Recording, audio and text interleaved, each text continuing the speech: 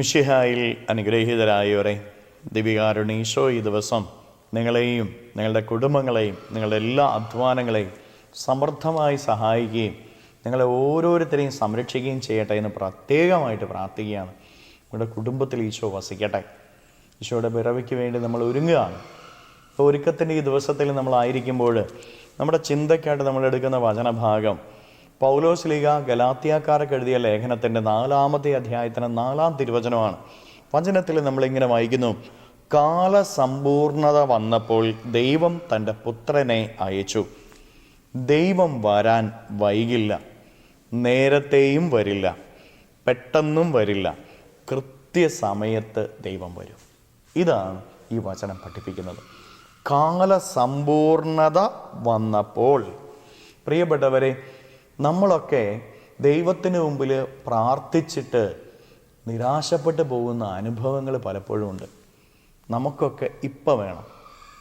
നമ്മൾ പ്രത്യേകിച്ച് ഈ കാലഘട്ടത്തിൽ നമുക്കറിയാം, പെട്ടെന്ന് ഒരു സഡനായിട്ട് എല്ലാം കിട്ടണം. പ്രിയപ്പെട്ടവരെ, ഈ കാലഘട്ടത്തിൽ നമ്മൾ ജീവിക്കുമ്പോൾ തിരിച്ചറിഞ്ഞുകൊള്ളുക, ദൈവാനുഗ്രഹം ലഭിക്കണമെങ്കിൽ ക്ഷമയോടെ കാത്തിരിക്കാനായിട്ട് നമുക്ക് സാധിക്കണം. ക്ഷമയോടെ കാത്തിരിക്കുന്നവർക്കാണ് ദൈവാനുഗ്രഹവും ദൈവാനുഭവവും ലഭിക്കുകയുള്ളൂ എന്ന് തിരിച്ചറിഞ്ഞുകൊള്ളുക. ക്ഷമയുള്ളവർക്കേ ദൈവത്തെ ദർശിക്കാനായിട്ട് സാധിക്കുകയുള്ളൂ.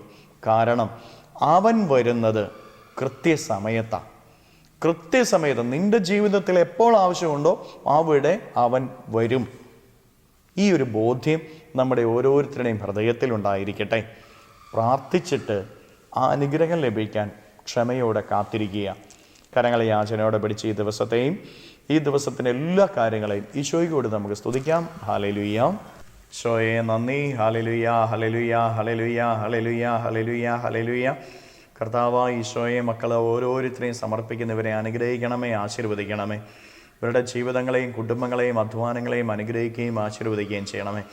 ജീവിതത്തിൽ നിന്ന്, ജീവിത വഴികളിൽ നിന്ന് സർവ്വ തിന്മകളും ബന്ധനങ്ങളും കെട്ടുകളും പിശാചിൻ്റെ ഉപദ്രവങ്ങളും നാരകീയ ശക്തിയുള്ള പ്രവർത്തനങ്ങളും നിർവീര്യമായി തീരട്ടെ. ഇവർ ഓരോരുത്തരും അനുഗ്രഹീതരാകട്ടെ. Hallelujah, hallelujah, hallelujah.